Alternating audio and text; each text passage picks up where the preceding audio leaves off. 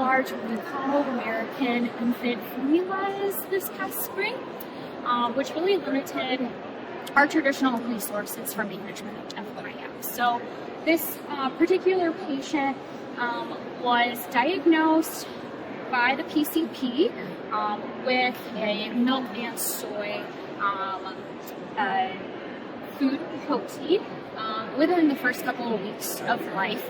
Patient was initially breastfed, and mom unfortunately misunderstood the recommendations from the PCP to eliminate milk and soy from her diet, to comply with an elimination diet, and instead placed the patient on a cow's milk-based formula and just stopped breastfeeding.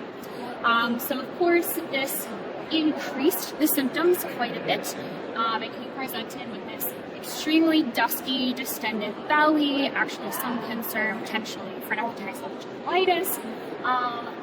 Took him into the PCP, and they're like, well, sorry, he misunderstood. We just need to actually take out cow milk protein from the diet, meaning transition to an extensively hydrolyzed or an elemental formula. So that's what they did. Symptoms resolved within 48 hours. Mom was started on an elimination diet. Within 10 days, they were able to go back to breastfeeding.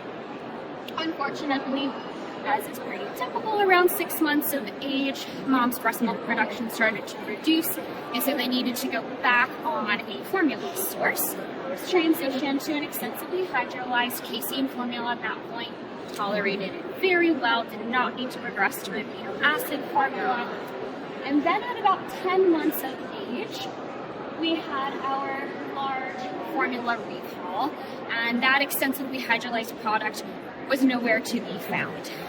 Mom was no longer producing breast milk at this point, and supplemental complementary foods were just not enough to provide adequate nutrition. So at 10 months of age, the patient was transitioned to a novel plant-based product that was also soy-free. So it's an interesting new pediatric formula that is protein sourced from almond and buckwheat, as well as tapioca maltodextrin. It's free of soy, rice, pea proteins, a lot of these other actually pretty common food allergies related to FODMAP. Tolerated this formula really well, had pretty easy access to it, and then at 12 months, as is typical management of FIM, we tried cow's milk protein. Unfortunately, this failed at 12 months.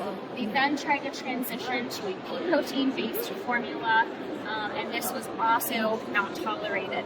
So now we have a patient that is not tolerating cow, soy, or pea protein, the three most common protein sources in infant and pediatric formulas.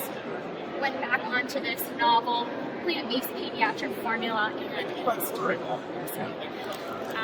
So my takeaways from this case essentially was that, I think researching and investigating further into novel plant-based formulas that do not rely on soy and do not rely on pea protein is something that this population would probably highly benefit from. And just kind of taking some takeaways from other presentations I've seen here so far in the last couple of days. Also being able to keep in whole proteins of other foods as long as we can, rather than transitioning to these extensively hydrolyzed or amino acid-based products so early on in infancy. This children probably greatly benefit from that. Any questions? Did include a table here, not to have too many brand names, but wanted you to have a comparison from a micronutrient and macronutrient perspective. This novel formula, there are 2 different versions of it, as well as an extensively hydrolyzed formula and an amino acid, as they compare to those FDA guidelines specifically for infant formulas.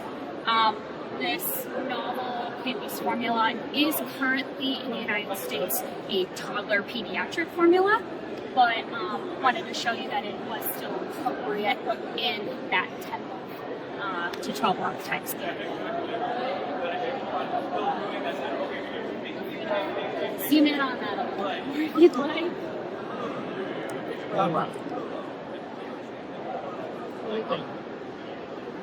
Any questions for me? I'm happy to answer questions or.